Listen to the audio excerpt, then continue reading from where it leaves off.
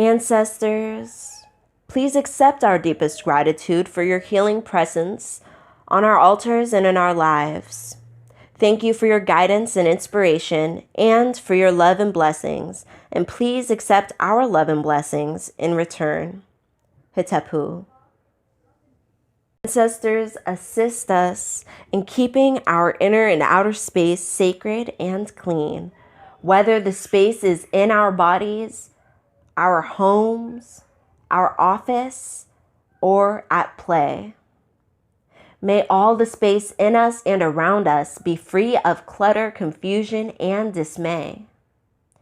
May our environment be pure, open, and in divine order as the sky, ocean, sun, and planet Earth were in its early days when the world was clean and whole. May we respect nature, our environment, and our space and return to purity as it was in the beginning. May our space always emanate serenity so that you, the ancestors, may dwell here with us. Today, we deem our space sacred space. I am a sacred woman. I am a sacred woman. I am a sacred woman. I am a sacred woman. I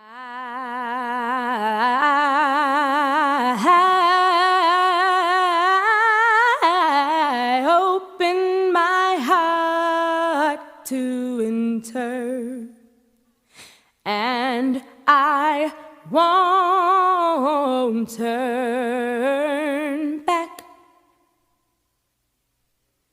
I will go, I shall go to see what my life is going to be.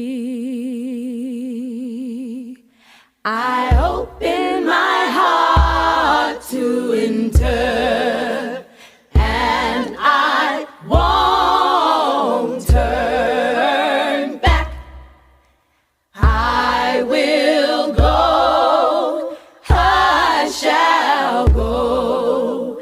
I will go, I shall go. I will go, I shall go to see what my life is going to be.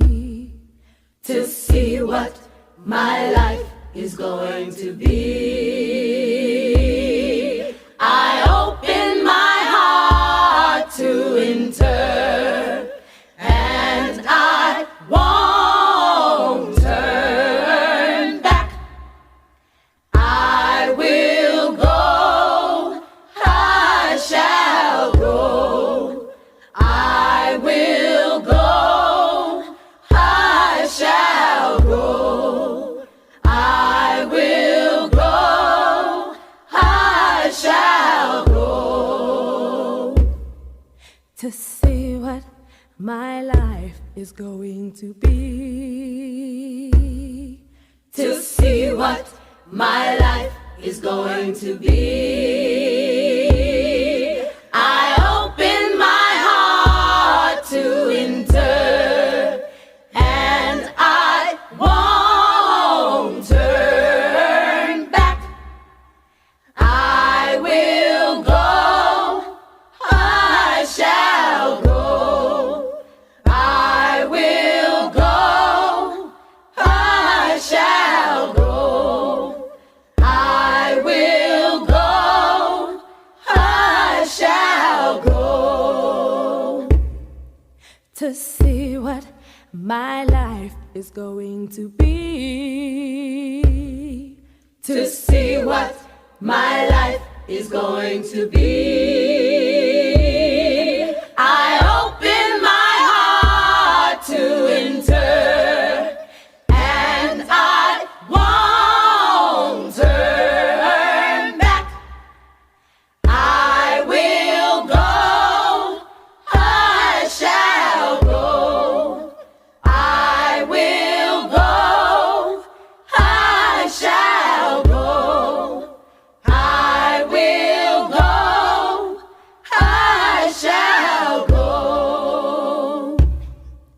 to see what my life is going to be.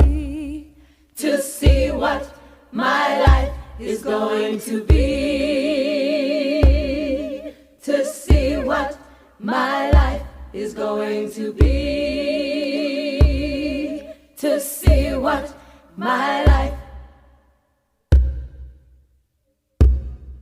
To see what my life's gonna be.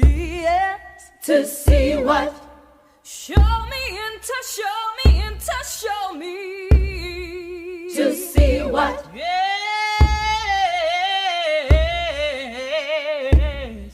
To see what my life. What's it gonna be? What's it gonna be? To see what my life. What's it gonna be? What's it gonna be? To see what my life. What my life is gonna be. To see what my life is going to be. To see what my life is going to be. To see what my life is going to be.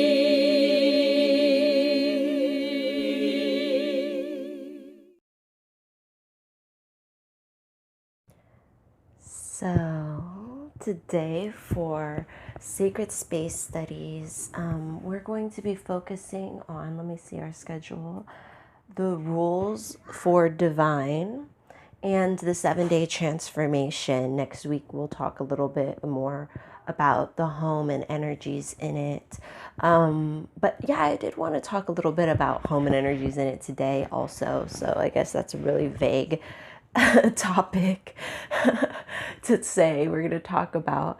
But I did want to re-emphasize, first of all, the taking care of the little basic things around the home, because I think a lot of people, they're like, I don't know if they're like exorcism, they want to do it, all this crazy high level stuff, but they haven't really even done this basic level stuff. And this basic level stuff will really catch you up. Like, you could literally be a full-blown witch of any of this basic level stuff and never learn everything there is to know, because there really is so much, depth and nuance that you could really put into something like sacred space, like turning your home into sacred space, like helping other people turn their homes into a sacred space, and understanding the space.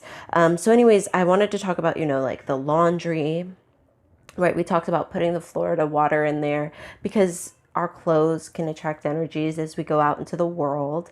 And then we bring it back and then we mingle it with all the energies that our family did. And then we throw it all in the washer and wash all those stuff together.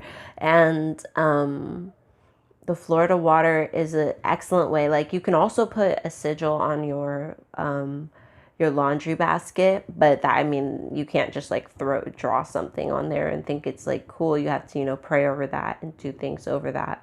But that's also an option. But yeah, then we also have, I've been burning my stick. Oh, it's still lit. My cinnamon stick. This one's my favorite, you guys. I've said this so many times, but it's so cheap. It's so handy, like, as in it's everywhere. There's few homes that don't have it, and even if the homes don't have it, like, it costs you like $5 to keep this in your arsenal as a healer. We do talk about the medicine bag in, I want to say, Gateway 6 Sacred Healing, and so this is something I keep in my medicine bag because it's so simple to smoke cleanse with a cinnamon stick. I usually try and keep a habit of when I wake up, lighting a cinnamon stick. And for some reason, the last like 2 or so months, I've fallen off. And then when I just relit it just now,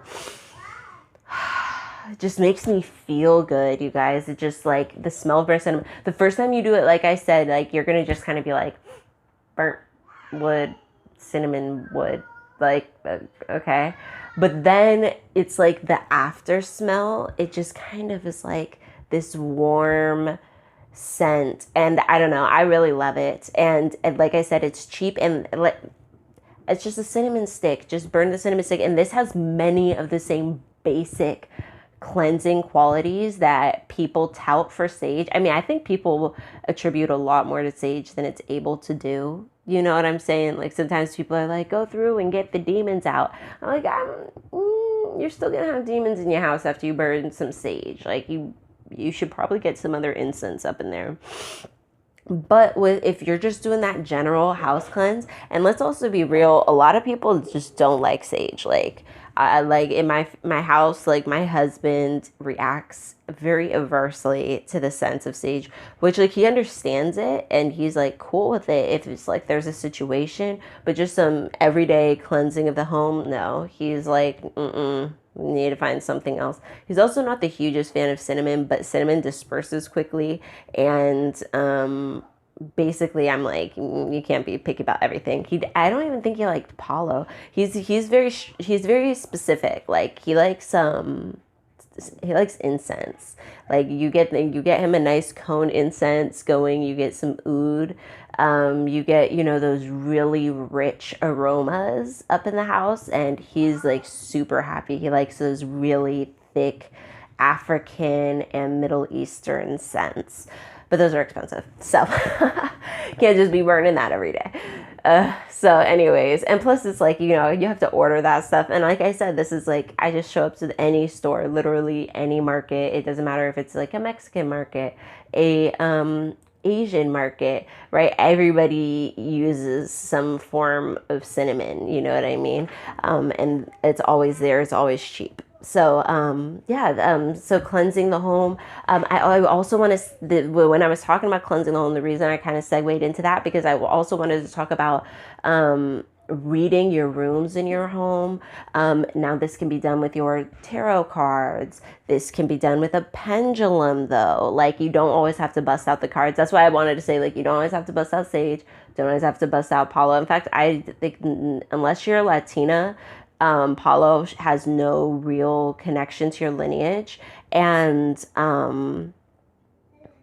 you have to be very specific about where you buy it from, because some people are not harvesting sustainably. They're just not. And then also the fact that it has no connection to the culture, you should not feel obligated to buy Paulo just because a bunch of people are buying Paulo or it smells nice to you. You can be a lot more creative because, you have there's no specific tie to that thing. You know what I mean? And the same goes for white sage, unless you are, for sure that you are, part Native American, which we've talked about this, right? Like, there's a good chance, you know what I mean, if you're from certain states that you did actually have some sort of Native heritage. And it is those ones that we always tout, the Seminole, the Cherokee, and all them, because of just, it was like Oklahoma and those areas. That's who got placed there. And we also migrated there and got placed there, etc. And, yeah, so like, there you may have a connection to white sage, you may have a connection to Paulo, you may not. And even if you do have a connection, small or large, you should not feel obligated to only purchase those things. So the same with tarot. There are more options than tarot. A lot of people like to smoke cleanse everything, right? A lot of people like to use tarot for everything. But there are options, right? You can use Florida water. You can use a pendulum. You can use cards that you make of your own. I love that. I love when I'm on somebody's page and they have made a little hand-drawn deck.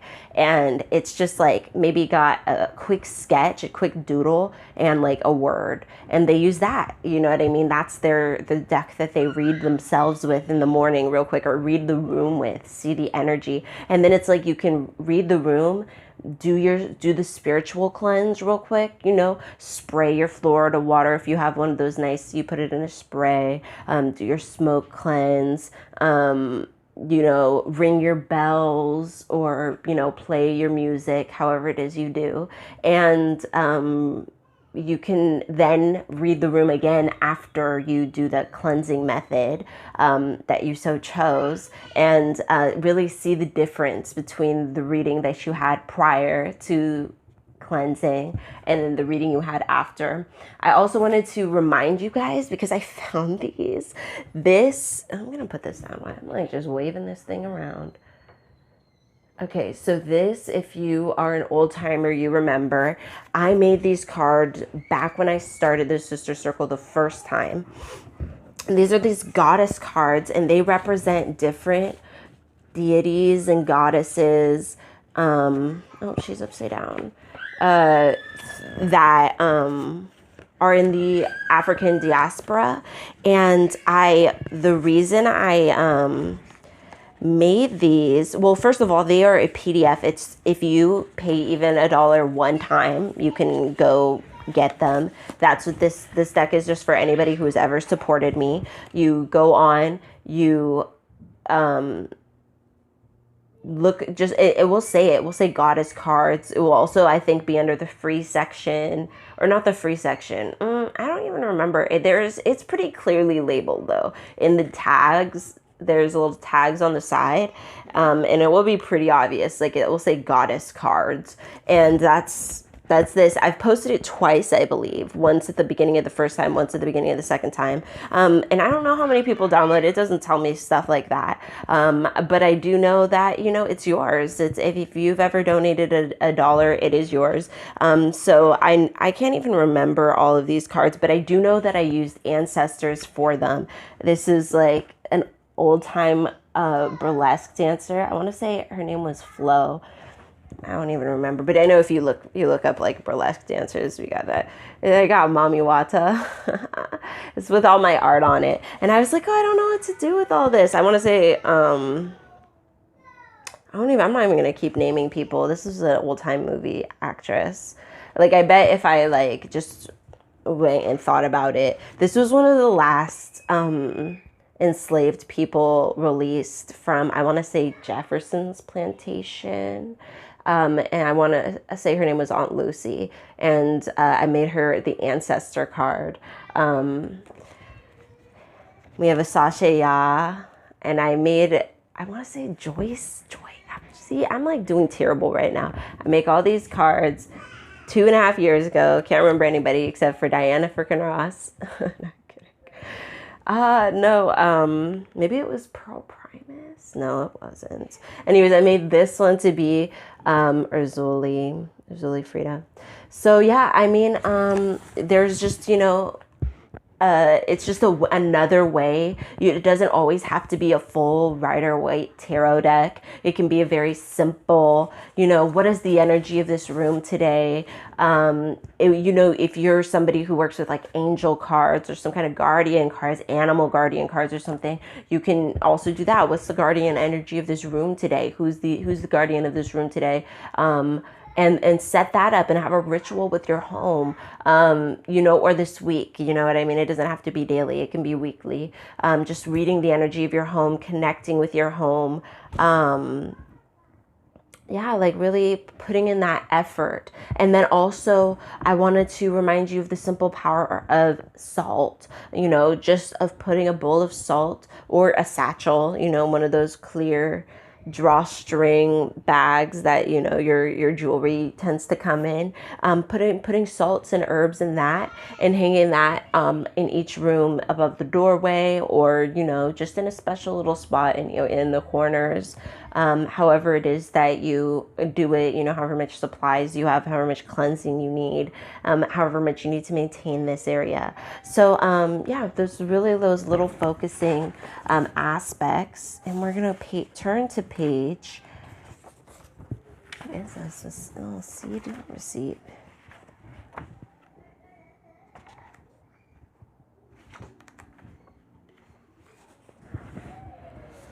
All right, rules for the divine home. Oh wait, no, didn't we already read this? See, this is what I mean. I don't ever remember if we did not read these things, if we did read these things. So anyway, so basically she just talks about the rules of the divine home here from Elder Mother of Purification, Etta Dixon. And she made these rules to bring peace in her home. And these rules meant something to her. They were, they worked with her moral code. They worked with her, ideology of how she wanted everybody in the home to leave her home, and then the energy she wanted them to have when they came back in. So in that way, we also can take that same, idea of making rules for your home that that are strict, that are for everybody, and that are for the purpose of peace, for the purpose of the well-being of everybody in the home. So Miss Edda's healing house requirements, which, everybody's going to have different healing house requirements. She said, this is a healing place. This is a healing house. You are here to heal. No opposite gender overnight guests in the healing house. No oven on in the healing house during the summer months. No profanity in the healing house. It impedes us from healing. No playing loud, disruptive music in the healing house. No one has to deal with stress. Healing is the dealing. So there you go. So these are the rules that make her feel at peace, help her stay in her center, help her remain in a place of purification to heal others. And it sounds like hers is, because she's the mother of purification and she's talking about all this other healing house stuff. It does sound like she reaches out to the community, maybe does some sort of outreach program in which you can come into her house. And it's a very strict, it sounds a little more of a strict healing regimen than perhaps just your everyday living situation. However, I do think, again, you can take a lot of inspiration from what she says. If you're somebody who cusses, most root workers and conjure people I know cuss. I don't know anyone who doesn't. But I know a lot of sacred women who don't cuss, and that's totally appropriate. That's, that's up to you on your home. And then also I know a lot of people are, heterosexual, so the opposite gender stuff, it's like, so you kind of have to make your own, rules and adjustments and, rules according to whether you have children in the home, whether you don't have children in the home, and whether you're married, whether you're single. Because of course, if you're married, your spouse has to also agree with these rules to some extent. They have to be willing to uphold them with you to some extent. And, there may be one or two rules where you guys don't always see eye to eye, or 100% of the time it has to be this way. But there does have to be compromise, you know what I mean? At the end of the day, if you're trying to live like, a nun, if you're trying to live like super strict, you have to understand that will be a full-time job. But if you're just trying to be a sacred woman, you're just trying to, work the roots of your home, the energies of your home, help your family, help your business, help your children's future, your future generations, your descendants. In that way, you have to remember that is your ultimate goal. Your ultimate goal is not to be ultimate, most supreme, high spiritual or, healer, whatever. Your goal is therefore to, work on the family that you've built, the, relationships that you've already invested in, this thing that you've already built up on. That's your foundation. That's what you are pouring a lot of energy into. That's what your focus will be on.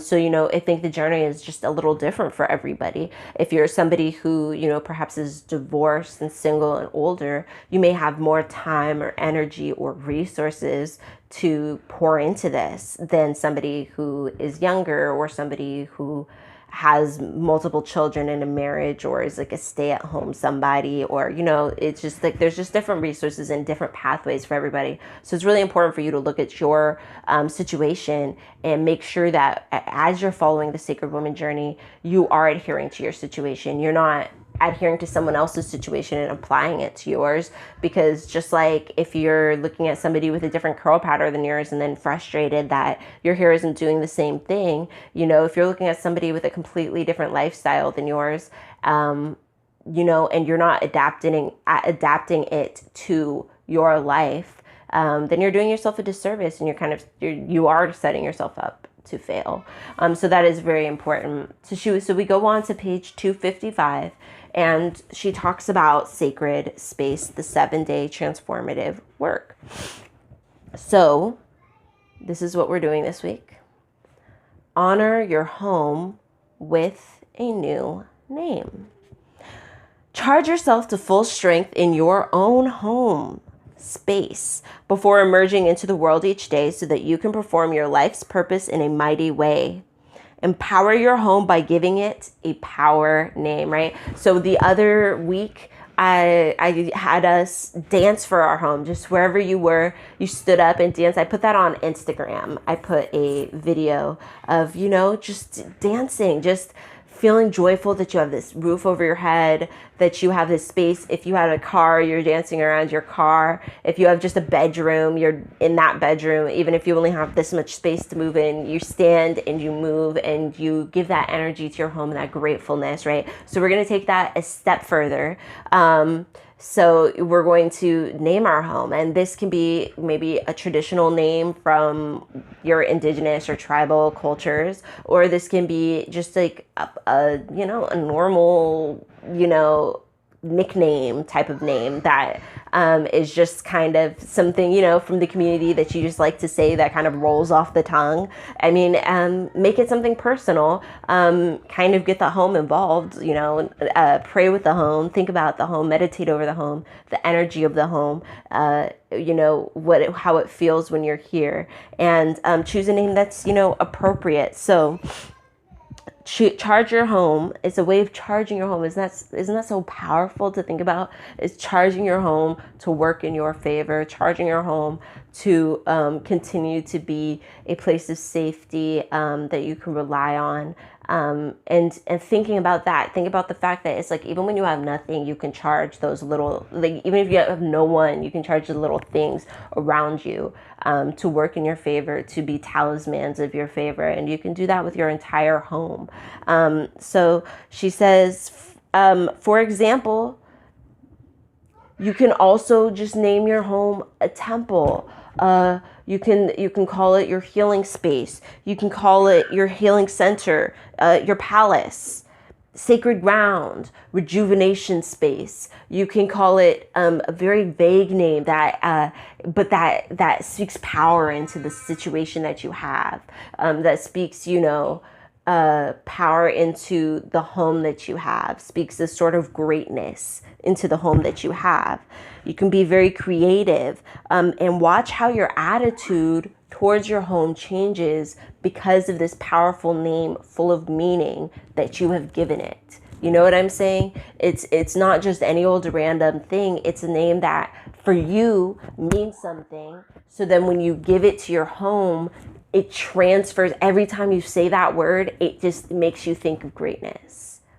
Every time. So it's like, if you have like a whole house, I would name the whole house. You know what I'm saying? If you just have an apartment, you should be naming the apartment something, your rejuvenation center, your healing laboratory, I don't know, maybe you have like an actual word for that in another language, or you have a name that means something. It means, blessed by the ancestors or something, and then you can apply that name to the home.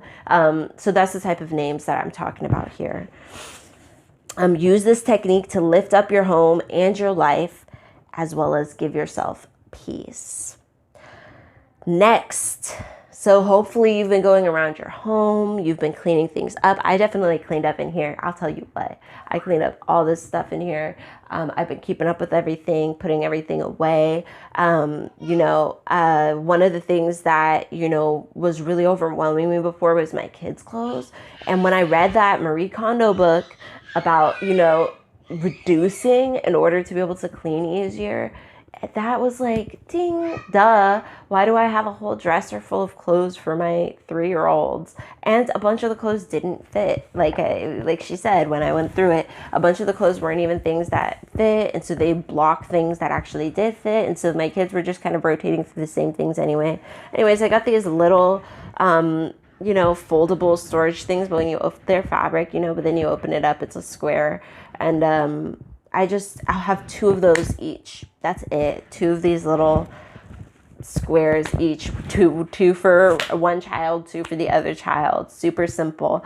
And one has tops, one has bottoms, and like jumpsuits. And that's it. And it helps so much just to reduce all of that stuff that you're doing. You know what I mean? That's not totally necessary to have all of these clothes that you never wear, or to have 2 sets of things because you never use the nice set. Just use the nice set. Just use the nice set. So that's kind of the mindset I've been in, and I've been going through stuff. I'm getting really close to the point where all I have to go through is paperwork, where I say all I have to, but I have like a lot of papers around. Like, me and my husband both went through Montessori training, and that had a binder for each subject. So math, language, biology, zoology, child development.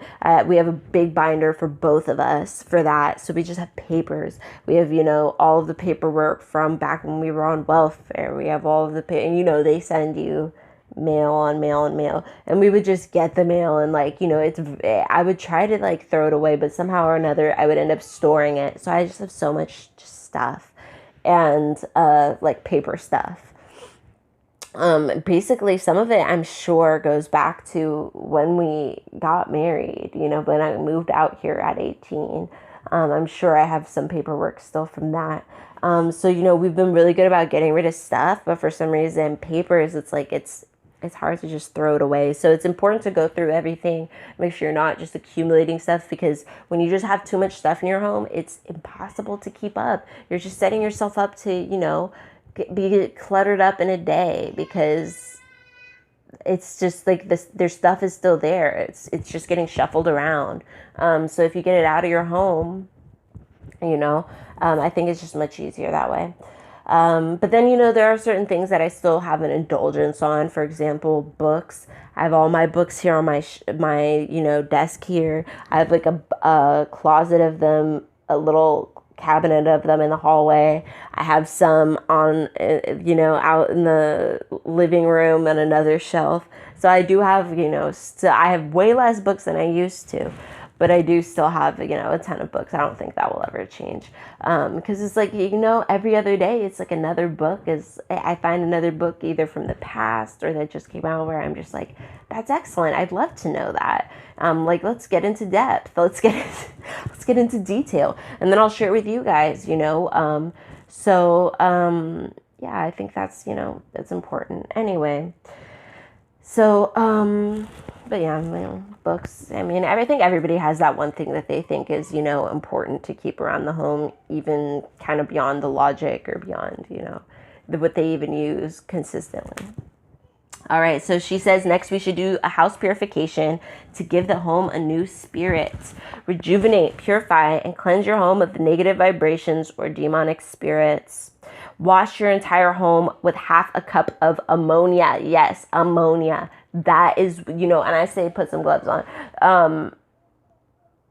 The ammonia, though, that's the heavy duty cleanser that you'll find for a lot of serious spiritual stuff. So she said, mix ammonia with a tablespoon of sea salt, a few drops of frankincense and myrrh. So this is all together. This isn't, this is the mixture you're making for a deep spiritual cleanse. So if you only have some of these ingredients, you got to use what you have. But do try to eventually accumulate frankincense and myrrh in your home. I think Big Liz Conjure does sell. Oh no, she doesn't sell like incense though. I'm not incense. Like drops. She sells like incense. So I do think like incense will dissolve, in water. Probably. So you could probably use, actual chunks and dissolve it into ammonia and stuff. But you could also just use drops, essential oils. Add this to a bucket of, what was it called? She said, clean water. I don't know why you'd use dirty water, but clean water. From door to door, closet to drawer, inside to out, do an absolute wash with this cleansing solution as you pray for peace, love, and harmony within your temple and your sanctuary. One way to make sure that you stay in the zone with your mind, should I say, is playing music. If you have the Sacred Woman Medicine CD, that is a really easy way. Then you can just put that house song on replay. Now, I'm sure that would annoy your kids or whatever. But But I mean, I've put that one on a couple times in a row. Like, my kids think it's funny. They're still really young though. So, but anyways, putting on that type of music. You can put on old spirituals. You can put on gospel music.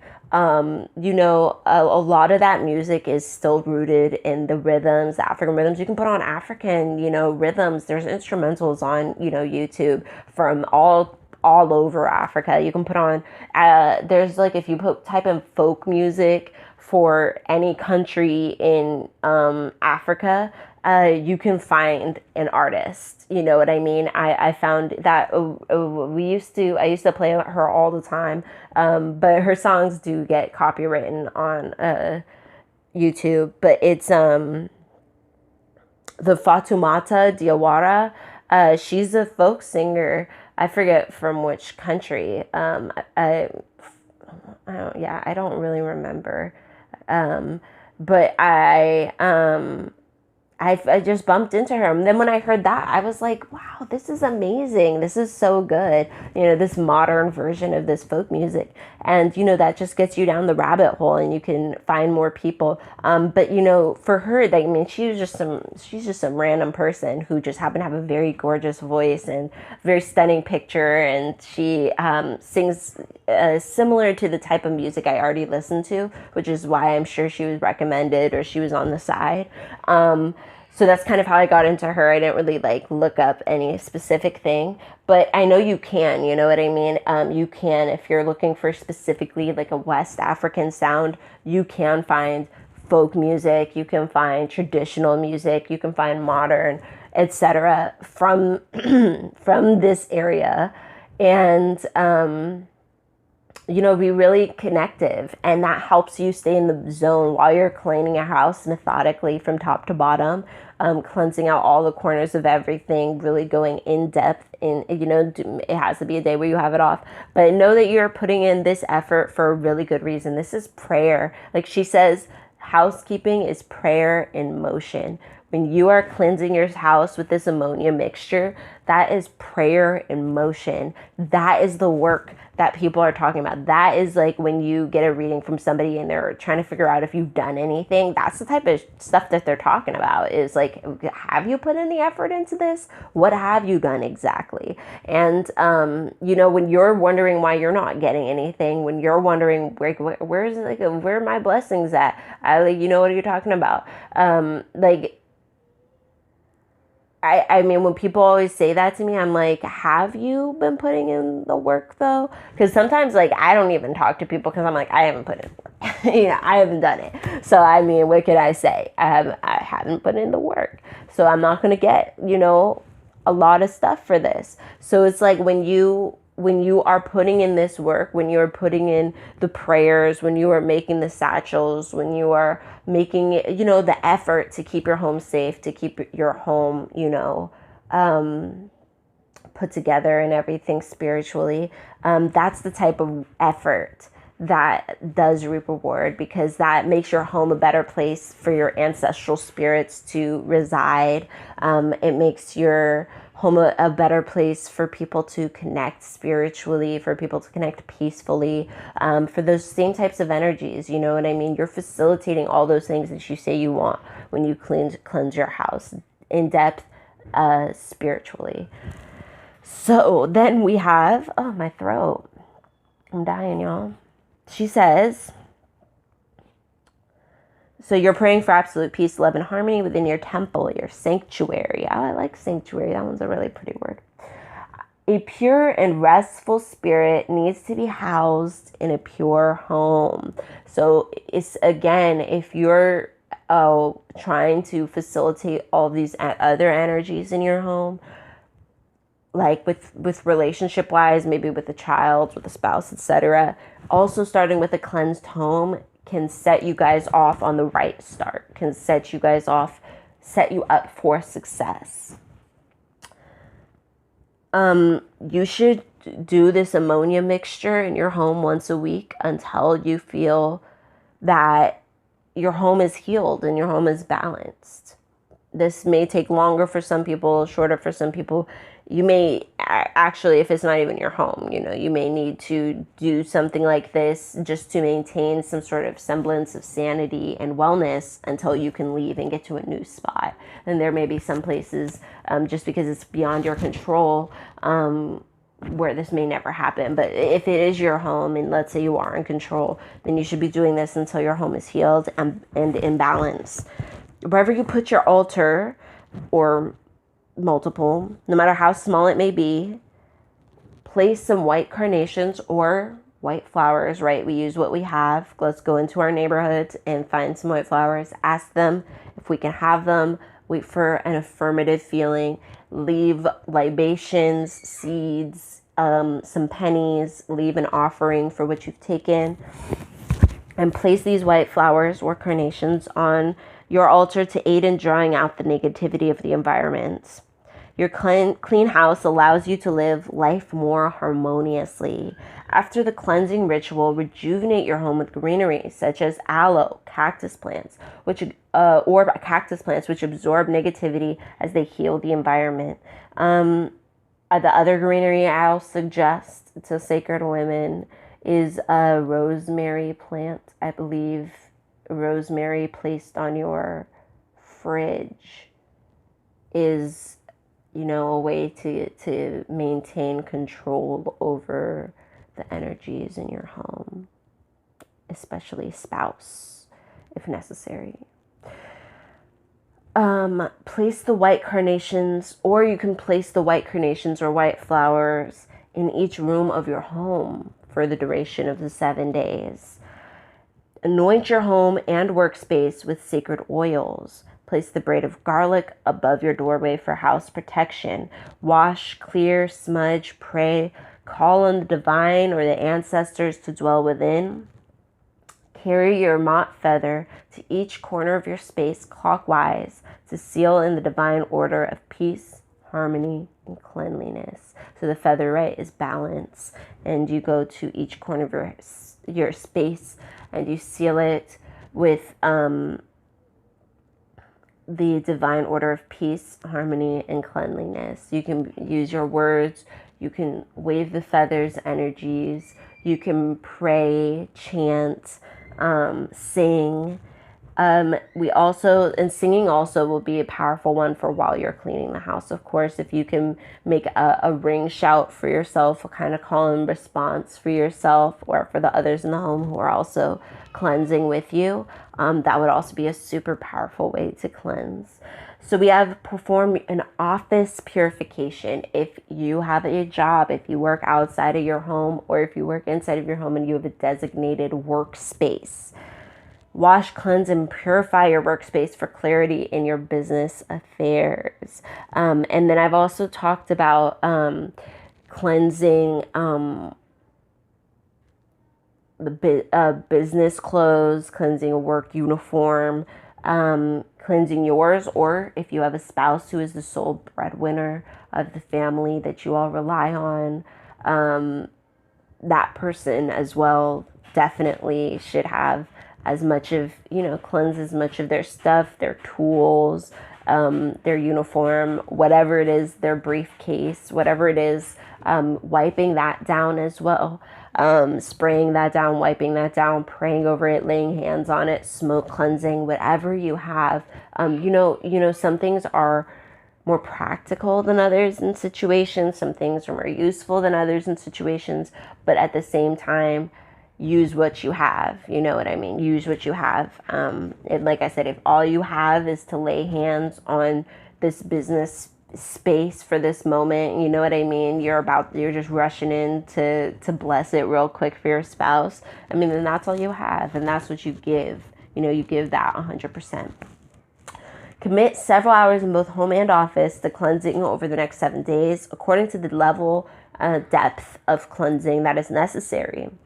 In your womb journal or your spellbook, grimoire, whatever you're using, record your daily state of mind, attitude, and transformation as you set your home, your space in order. witness how what goes around comes around. By claiming a sacred home, this transformation will show up in your outer life. So record your growth as you heal, energize, and cleanse your space. So when you are recording, you'll start to notice connections between the fact that your home is clean and you're organized and you're in the right spiritual state of mind when you're leaving or when you're here.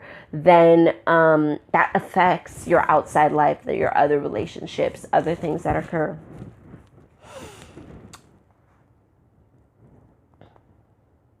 Smoke cleanse your house with cedar. Cedar is another really good one that's cheap, but you need to buy that one, order it usually. Cedar, sage, frankincense, myrrh. So when she's talking frankincense and myrrh, she's talking about those incense. Incense is vital, and that one is traditional to African cultures. You know what I mean? Like I said, there's not really like that huge connection to white sage or to palo, but to incense, definitely. To, these burning of incenses and spices, things like that, that definitely was in Africa. And yeah, so if you're looking to be more traditional, resins and incense are definitely, and oud, that's definitely, the way to go with that. And you can walk around, there are like little bowls, there's little swinging ones, like I know Catholic people have those big, when they're swathing incense all the way around, and but there's little ones that you can buy that to just carry around your home and let it, sway rhythmically, and the smoke will billow around. You can just carry one of those little incense sticks or a little cinnamon stick and cleanse your home. That's how simple this step can be. Move about your home and workspace in a clockwise direction while you've got all this smoke going. You really get the smoke going. Before you begin your busy day, this is like a opening ritual. So it's like, especially if you have your own business, starting the day with a walkthrough of heavy incense smoke, of heavy smoke cleansing. There are some cultures where, I want to say the Sangomas in South Africa. I wrote about this in Punani Proverbs in the workbook I wrote. They start every day with burning a native leaf for the ancestors, for the spirits, to feed the spirits, to talk with the spirits, to get in that spiritual energy for the beginning of the day. So they have a bundle of different herbs and it will be burned, and it's just a perfect way to start the day. It's the ritual, it's the feeding of the ancestors. It's a form of giving, right? It's a form of thankfulness, it's a form of communication. So you're starting off the day in this state, the spiritual state, the state of connection with the ancestors, and the state of connection with your space, with yourself, with your intentions, with what you're trying to build that day in your office, in your home, wherever. And so that, when I started the smoke cleansing today, I was like, why did I ever stop this? Because it just brings a rush to all those beautiful memories of waking up early and smelling this same scent that speaks to you, right? The same as your cinnamon broom will have a very specific scent. Mine has like peaches and cinnamon and vanilla, I believe. And a few other things, but it's very distinctly me. And so when I sweep with it like the smell wafts up and it brings me back into the mood. And so these scents really will work that way for you. So when you start making that morning time scent, then you can, it just will snap your brain right into the moment, almost like a cup of coffee, almost. For the office, just 1 or 2 drops of a sacred oil on a hot light bulb. Dude, that's so, that is that type of stuff I'm talking about. I see people, they discount Queen. You know what I mean? They discount her because they judge her by how she looks, and they judge, everybody else, but they don't realize the true, think of the depth of that. You don't even have tools. All you did was bring an essential oil with you to work, or a blessed oil with you to work. And then 1 drop on your light bulb, your hot light bulb, and it will disperse, and it's in the air. And that's so smooth that no one would even notice you did it. No one would know how you did it. You know what I mean? It's just like the perfect way. It shows you don't need tons and tons of tools. You just need that creative energy. You just need that will, and that energy of just kind of always being ready, of thinking like a root worker, basically. And she says that will scent the entire environment and help reduce stress in that environment. That's how it's done. That's how simple it is. You know what I mean? People want it to be all this fanfare and shit. And like, white people, I know they're like, oh, like, give us all the secrets. They're sponging for secrets. And at the end of the day, it's a state of mind. You know what I mean? It's a state of living, and it's just it's just a part of the culture is to think like that, is to think like a root worker. The same way people think of ways to spread oils and little powders and things through letters.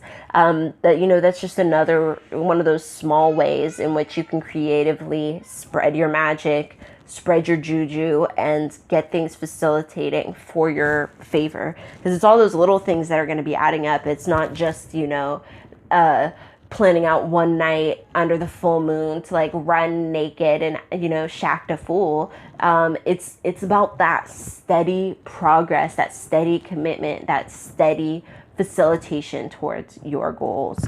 So our end of the week commitment is, I commit myself to establishing and continuing the wisdom of Nevet Het and the power of sacred space in all areas of my life. So I'm going to definitely see you all next week on that. And we're going to talk more next week of about, I want to say more like energy, like setting up the home, maybe like feng shui type of things. What else do I have? I don't have anything else planned for next week. Oh, and then also, we'll be thinking about envisioning, spaces, sacred spaces, looking at a space and thinking about how to upgrade it and that sort of thing. So, we'll be focusing this week on that cleansing aspect. Really focus on cleansing, really focus on getting to the root of your home. So, in that, this may also include, if you see something, getting rid of it. Just make it easier on yourself. Just get rid of it. That's what I always say. I'm like, oh, like I read some statistic that I totally don't believe that was like, the average American has 50 items in their closet that have tags on them that they've never worn. I was like, 50. I don't know anybody who has 50 items in their closet with the tags on that they have never worn. I feel like I don't know anybody who's done that. I mean, like, maybe I know one person, but the majority, I would say no. But, I mean, it does speak volumes. Like, if you have that much in your closet, just get rid of it. You clearly don't want it. Tell it, thank you. You inspired me. In the store, you inspired me. In my closet, you inspired me. You are no longer inspiring me. You're taking up space. Goodbye. That's what you need to do to all that stuff, the extra junk. Our 42 law study today brings us to, I will not speak in anger. Not speaking in anger, I think, is a very potent thought, because this is from a moralistic perspective. So we're thinking about the fact that, one, when we speak in anger, we are still speaking energies and power over a situation. We are still, which is powerful, right? The other day I was watching somebody, a witch. She was describing people of color, the Phoenix situation, where it was like the black people. It was a black couple who was like chased down by the police, and like for their baby walked out with a doll or something, like a 99-cent doll, or maybe the dad swiped the doll, or I don't know. It was a dollar doll. So definitely not worth the amount of effort the cop, not even worth gas the cop spent following them across town. But anyway, she was talking about the situation in which the police were speaking power, their situation, their truth to make it a reality. They were yelling, constantly yelling. You're doing this, you're doing that, you're doing this is happening, you do this, you do that. And so they were describing the narrative, right? So even if you were to turn and in your mind you're already doubtful of the police, you're turning with the idea that you're here to see that thing that the police just screamed, right? That somebody's resisting, that somebody is doing something wrong.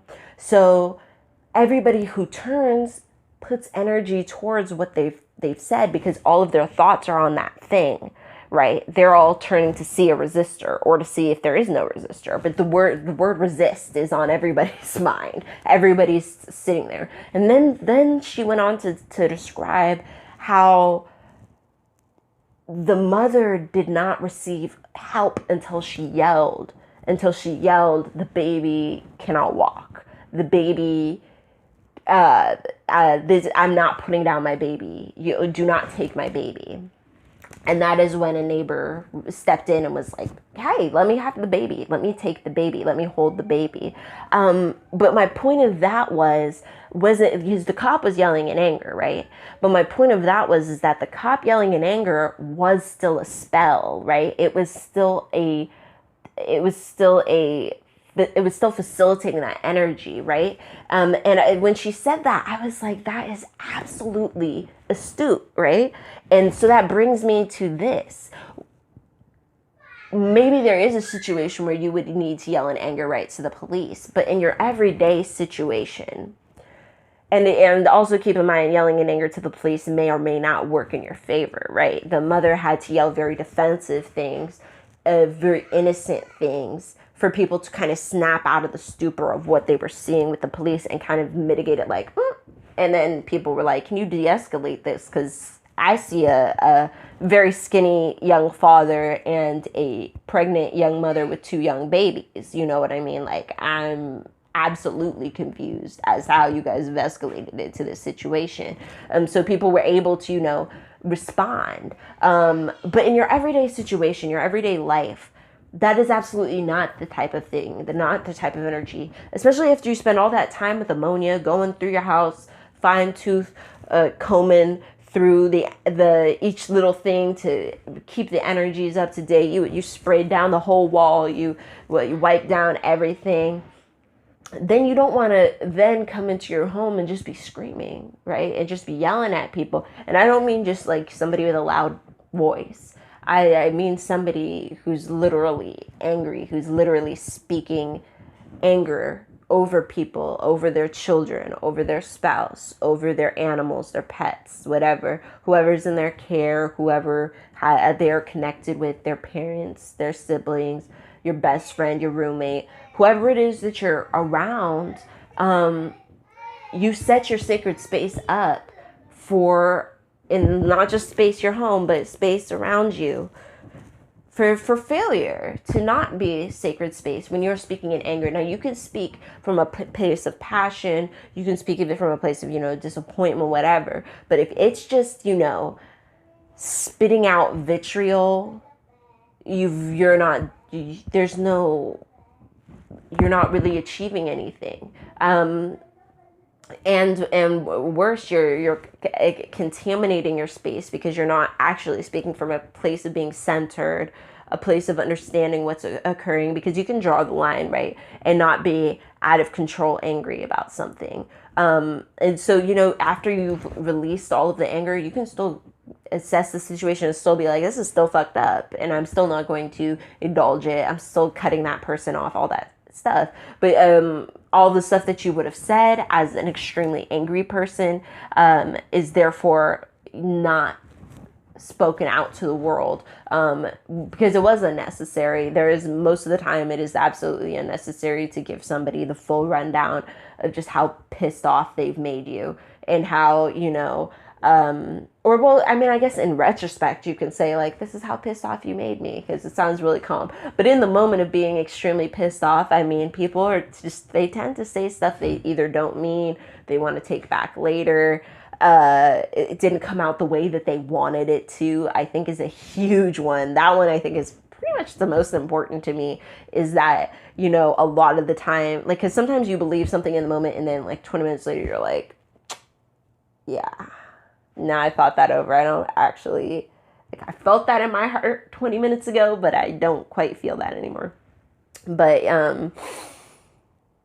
you know, I don't know. I'm like rambling about it, but you guys, you feel me. Like, it's like,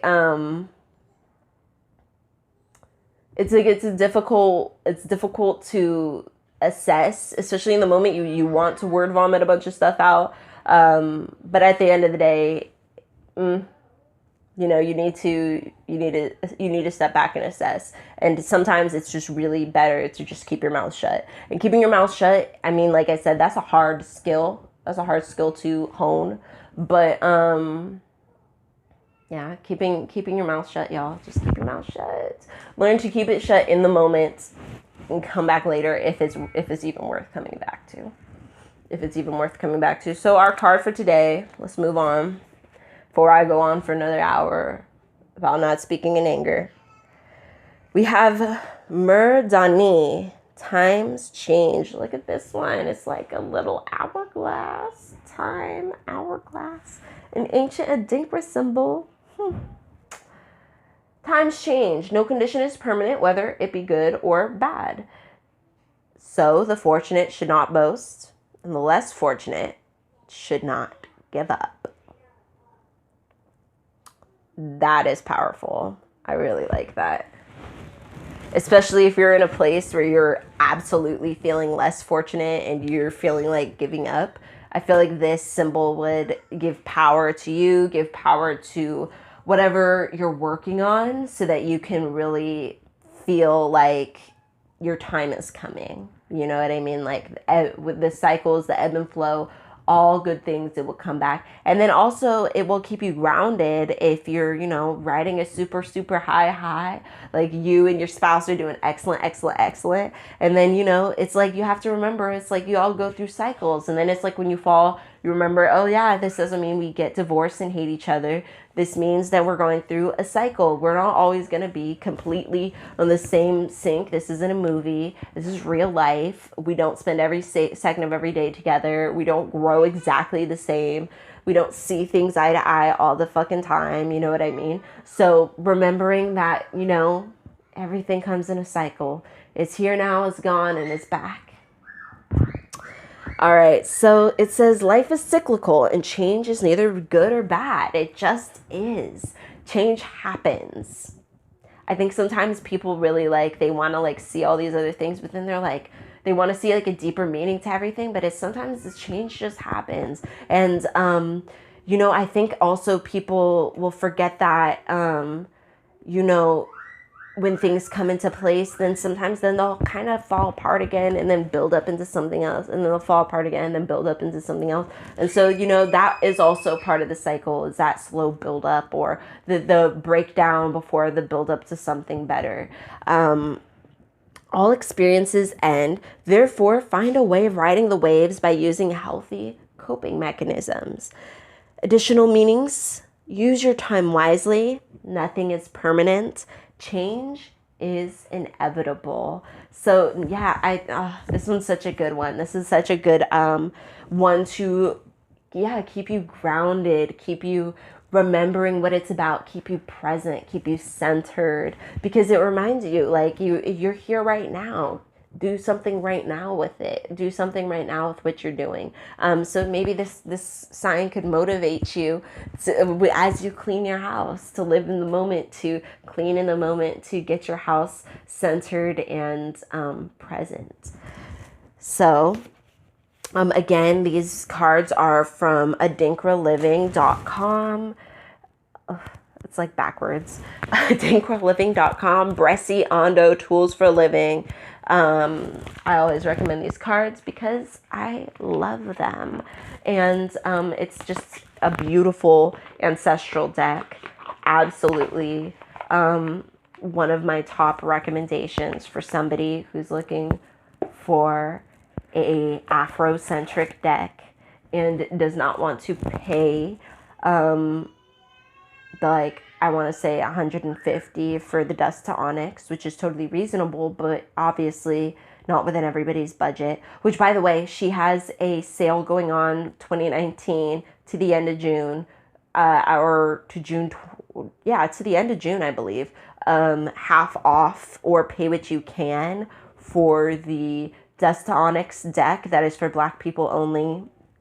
People who identify as Black, mixed Black people. I mean, if you have to ask if you're Black, you're probably not Black. So, like, it's for Black people specifically, to be able to get their hands on this deck, on this amazing piece of culture, on this amazing piece of artwork, on, something to connect us with the culture, because we struggle so hard to do so. And hers is definitely ancestrally connected. Let me grab the deck real quick, just to, since I'm just going off on about a deck.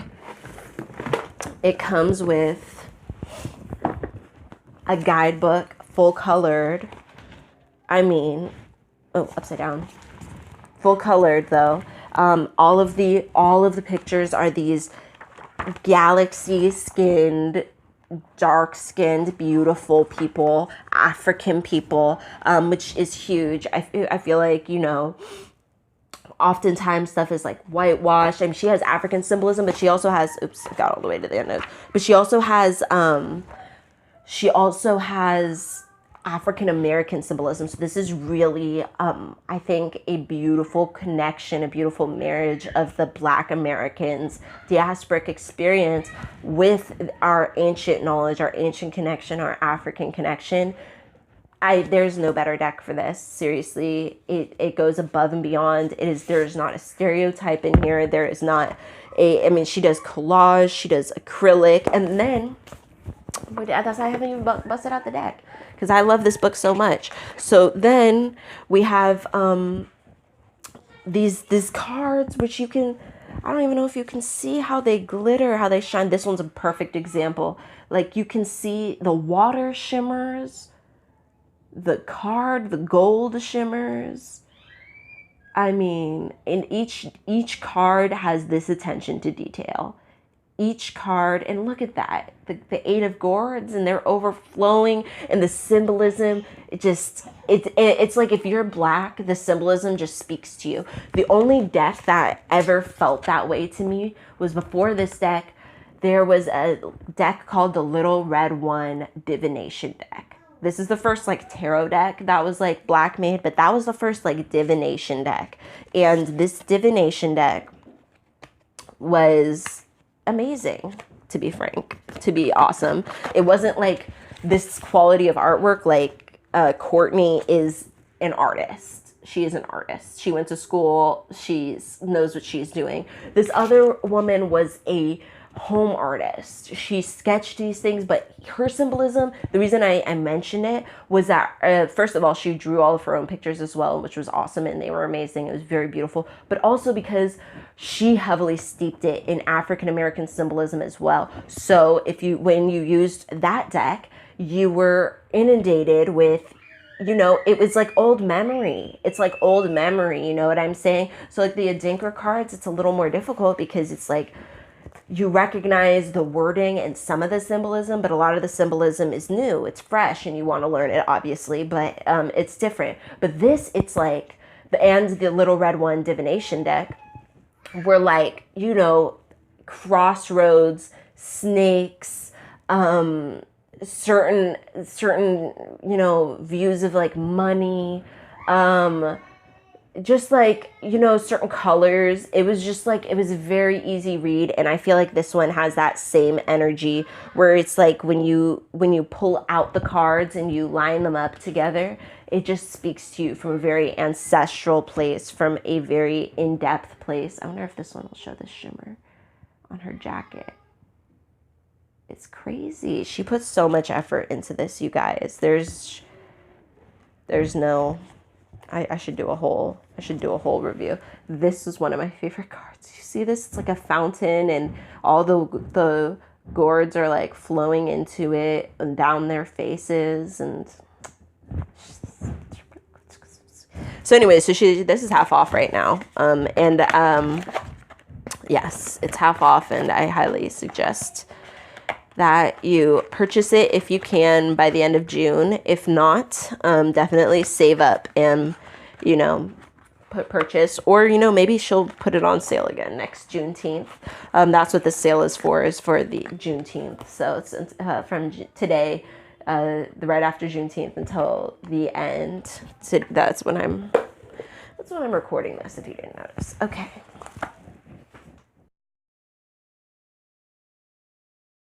It's time for the chop break. Okay, that's not even a real song. I wanted to talk to you guys about these beads that I got. Okay, their name on Instagram, I had to look it up before I started. Enchanted Wastes, but there's an underscore after enchanted and an underscore after waste. So that you're at the right person. You're with the right person. And this, okay, the reason I really want to recommend these to you, first of all, okay, see, she got these big old charms. Some of hers have big charms, like some of them don't. But anyways, the first reason I really loved this is the big old clasp. Look at that. There's no fumbling, no nothing, and it still looks cute. I was like, look at this big clasp. Second, she has these reinforced, like pinched in all the real doohickeys to keep this going. Third, it is stretchy. So not only does it have this clasp, not only is it totally hardcore punched in to make sure it's not going to fall apart, but even if it does get caught on something and like get pulled slightly, it's just going to snap right back because it is elastic. Like, she thought of everything. She really did.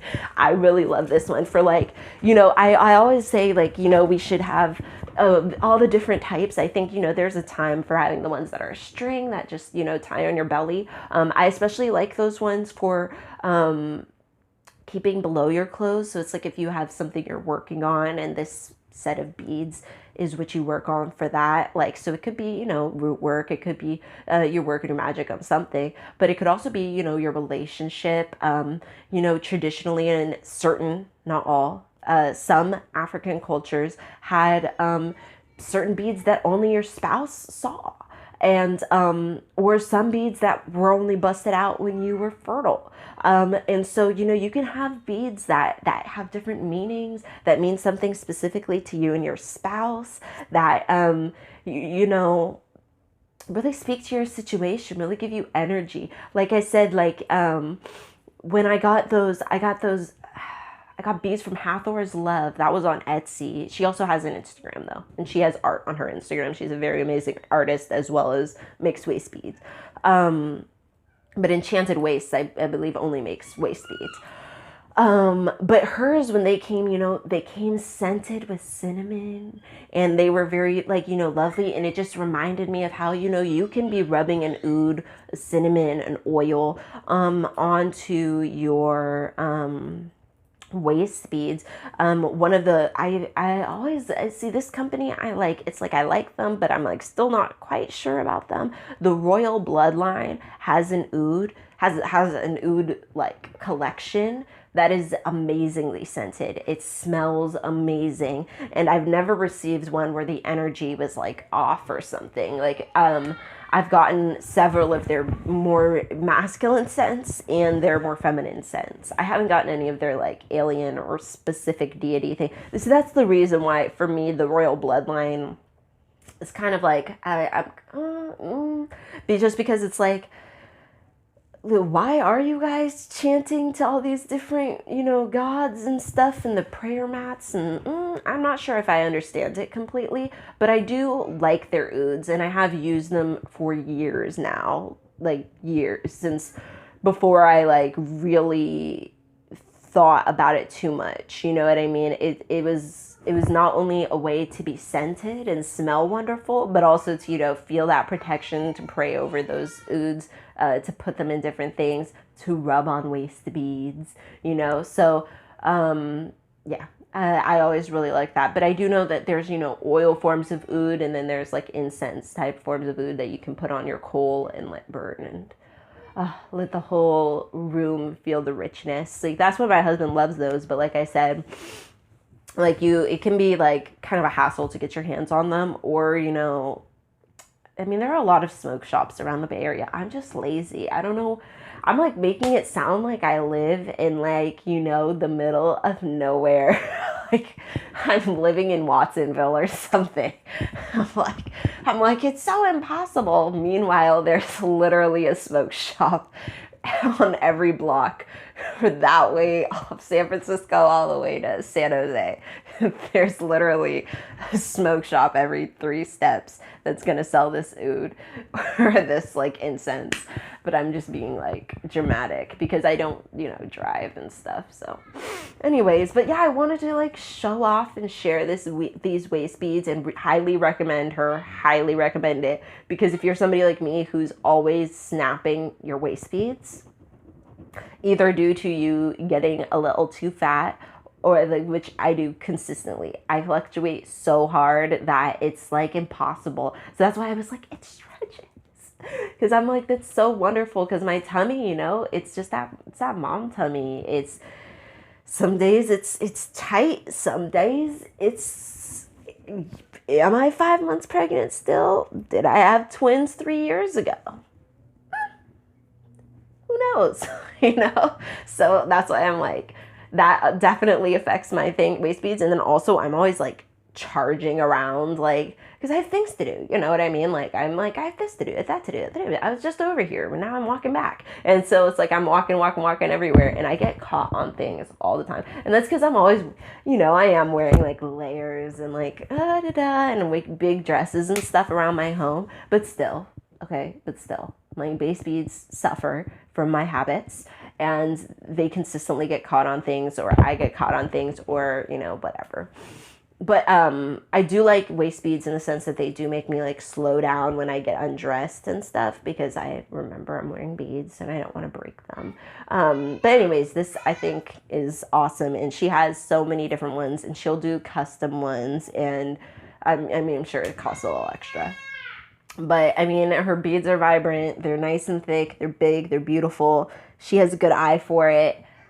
I am here for this, especially if you're like, just trying to use some affordable waist beads. These I think are absolutely beautiful. So Enchanted Waists, 100 thumbs up. 100 thumbs up for her. Do you like my outfit? It's my husband's birthday today, so I'm all dressed up, feeling myself. I don't know why, it's not even my birthday. I'm like,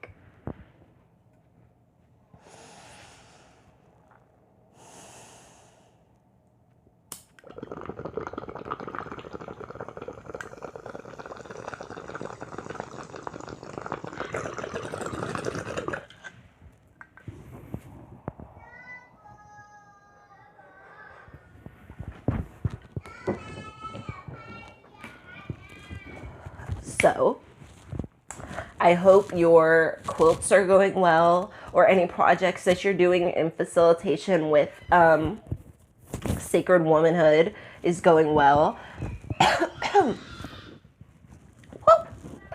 I've been working on my quilt. It's just very long and tedious, you know what I mean? My freedom quilt. And I've been working on a special plan to make a freedom shawl pattern for all of you. So my hope is that basically I will make a pattern for a square for each gateway, and that will hopefully be beginner to intermediate level.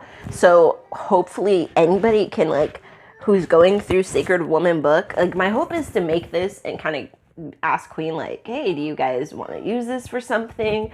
Like, you guys just want to print this off and just use it for people? Because it's like, the quilts, when Queen wrote the book, quilts were still kind of a thing in the Black community. It was fading. It was fading fast. In the 80s, it was still happening. 89, it's fading fast. 90s, everybody died in the 90s. Everybody big, not everybody big. Why I say that? Faith Ringgold and Caroline Maslumi are still walking around bright as day, looking great. I'm like, everybody died in the 90s. No, but not everybody, but a lot of the elders, you know what I mean? Like, now Faith Ringgold and Caroline Maslumi are like elders, but 30, 40 years ago, they were middle-aged women who were still kind of like in the prime of their thing, doing their thing, you know what I mean? So now we consider them elders, but at the time they weren't elders. Anyways, the elders were passing away.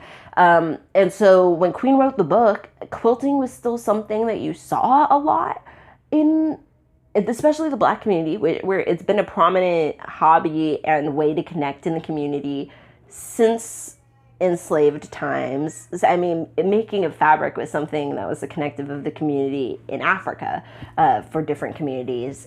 Hence kente, the special weave of kente, and the special weave of Ankara, and the special weave of all these other African fabrics that are so complexly made. And you know, it's like each thread is put on and they make strips and then they sew those strips together, which is how you get that disjointed look. And that's done on purpose for spiritual reasons, to confuse spirits that you do not want to be entering the home, especially while you are wearing this or sleeping. And hence why when it came to America, am I really about to give you guys a random quilt lesson? Anyways, when it came to America, obviously you see that same thing, right? So all those crazy quilts, and you know, like white people love to like, it's so crazy. Look, I sewed it this way and that.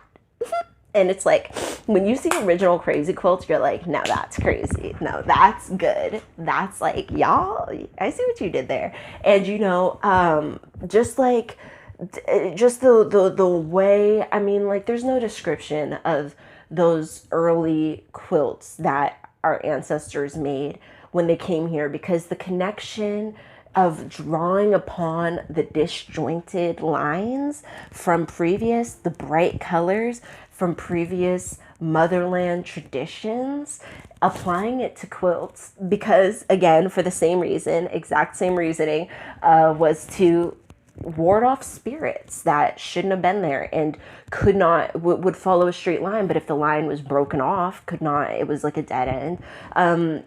And these different colors mean something, or depending on, you know, where you were, especially in America.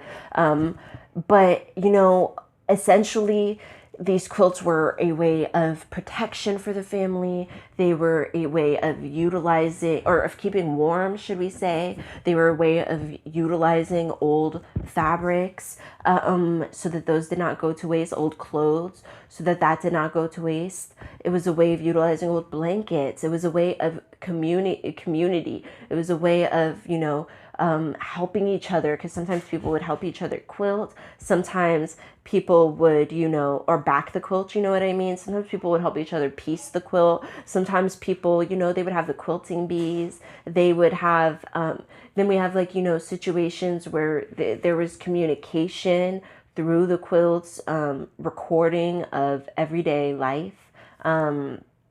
You know, which is why we have those like rooftop quilts, and, you know, different pockets had different, you know, I mean, I'm not going to get too far into it, because if you just looked up the basics, you'll get into all of this.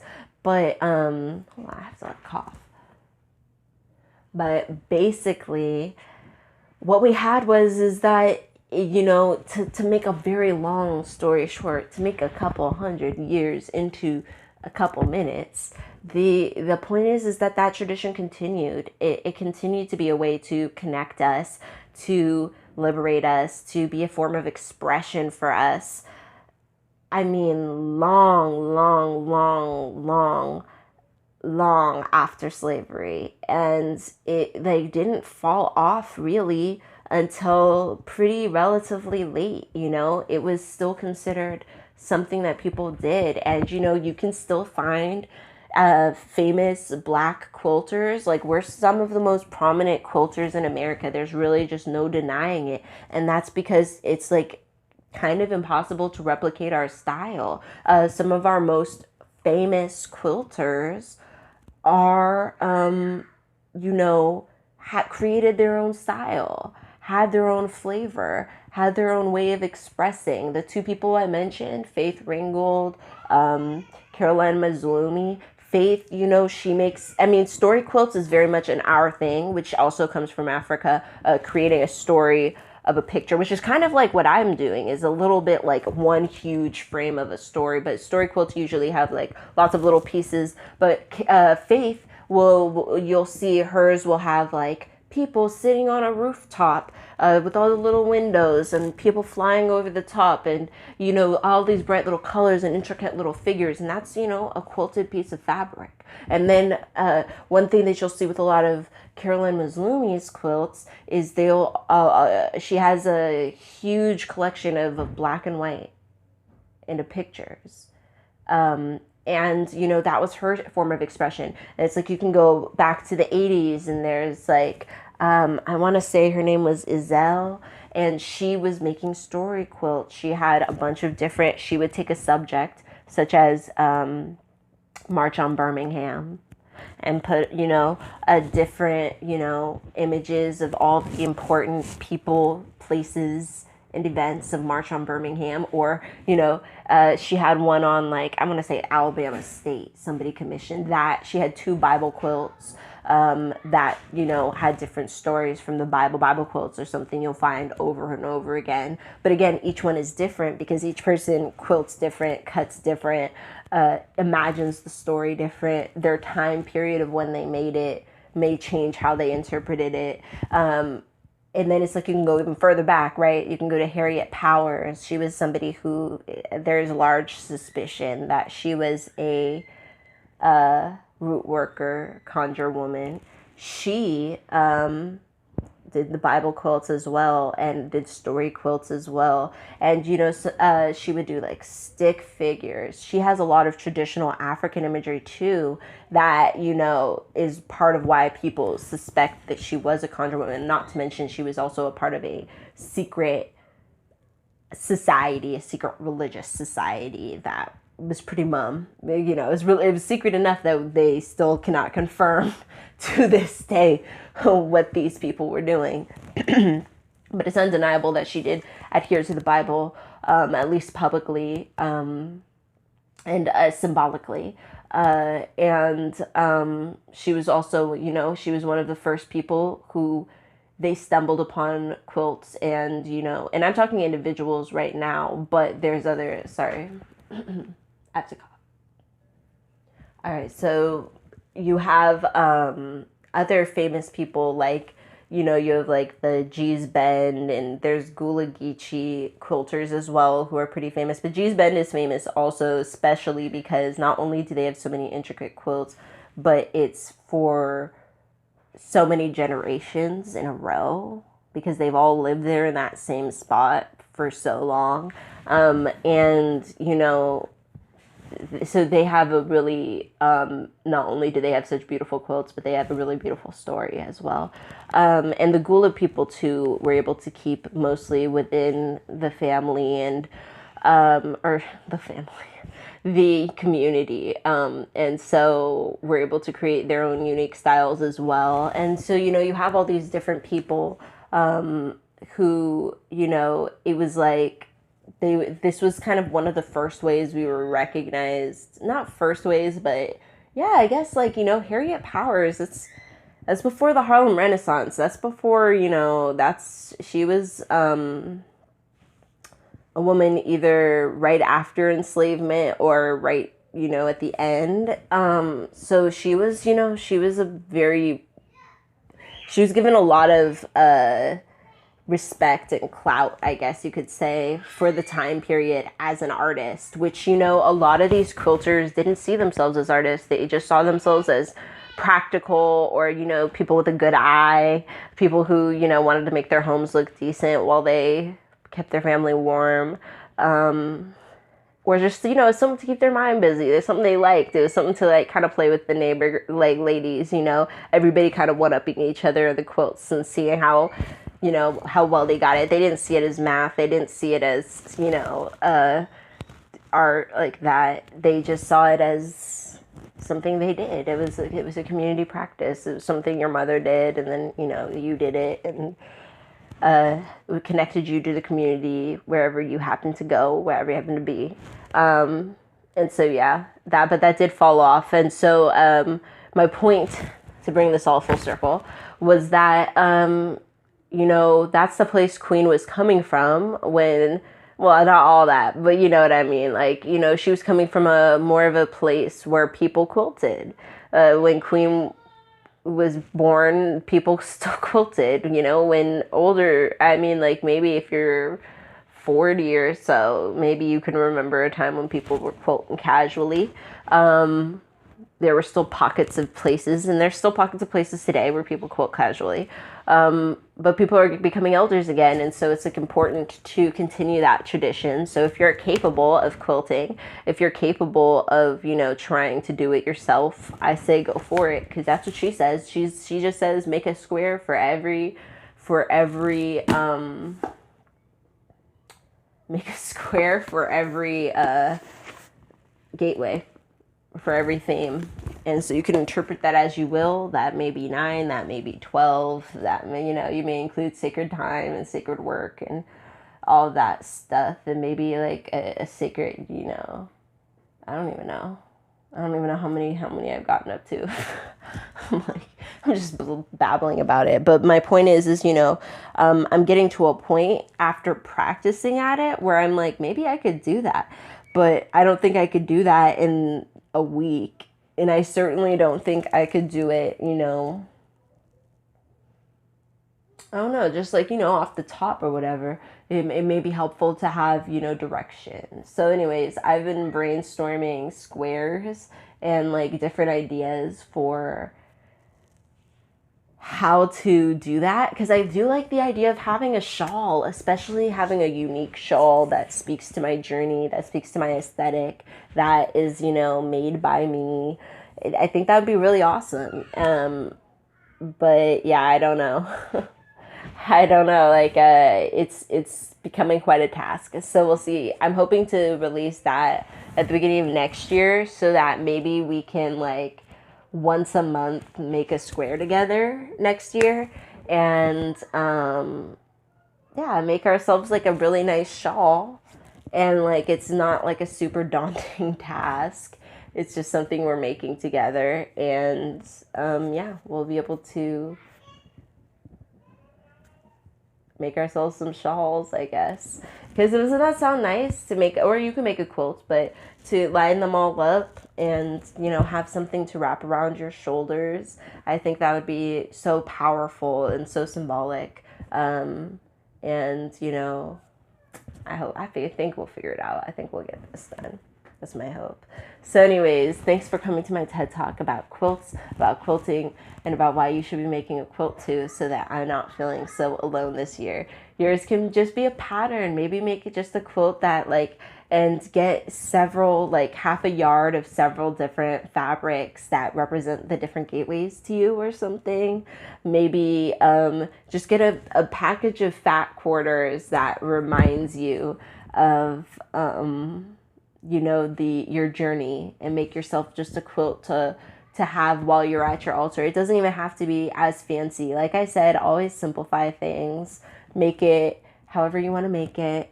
And don't always make Queen's journey your journey. Make your journey your journey. And if your journey says, hey, I'm going to go out and buy a bunch of fat quarters of Ankara and batik fabrics, and cut those up to size how I want it, and sew a bunch of squares together, and back that,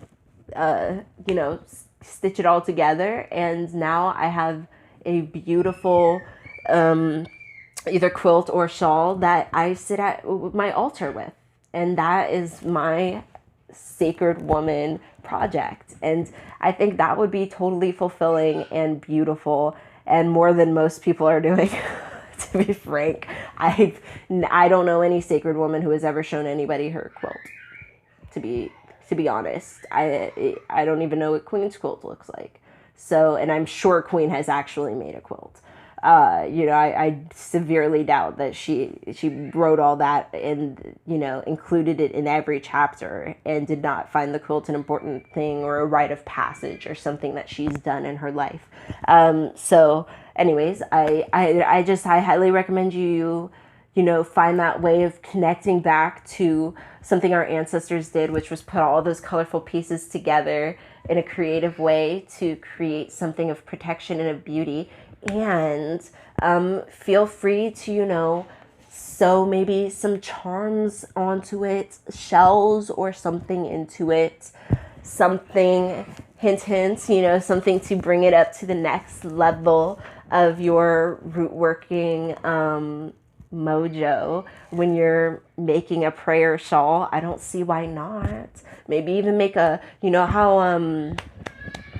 Christian prayer shawls have a pocket. Maybe make yours have a pocket too. So that way you can put your journal or something so you can jot something down. Maybe you have a book of quotes from ancestors. Maybe you have a book of poetry that you like to read. Hopefully somebody one of these days will be writing a prayer book. Maybe that's you. Maybe that's me. I don't know. Somebody's got to come out with it first. There will be others, but somebody's got to do the first one. And I hope it's you or me or somebody who's a sacred woman, right? We're going to take that initiative. We are the people of this next, generation. We've been some of the people heralding in this spiritual renaissance that so many people are in, right? So it's like a lot of people aren't happy with the Kemetic thing, but if people weren't into the Kemetic thing first, nobody would have gone into, wait, but what did we really practice? And like, what did that really mean when it got here? And what did we do with that information? So just saying it's all, connected. It's all rolling. It's cyclical. It's coming. And then it's like our time. So, we have our own unique role, and fulfilling that to the best of our abilities, I think, is some of the best we can do, adding to the progress. So yes, a beautiful prayer shawl would be absolutely lovely. Keep it simple if that's what you're going to do, or go all the heck out and make a crazy applique quilt square for every single gateway. Do you know what I mean? But I'm going to be doing that next year with you guys for sure. We're going to be making quilt squares that speak to us, and etc., etc., etc. But yeah, anyways, enjoy your day. Thank you so much for watching the Sacred Sister Circle, for joining us before, if you have, for joining us for the first time. If you've never been here before, make sure, if you've never been here before, the only thing you have to do is make yourself a womb altar mojo bag. It can be as simple as you want. It can be as complex as you want. Include the elements and a symbol of a womb in there. If you want more instructions, you want to do more, you want to make yours a little more full, add a little more things to it, more more information can be found in, I want to say, the first video of this year, or the second video of this year, because the first session got cut in two due to dropping live stream.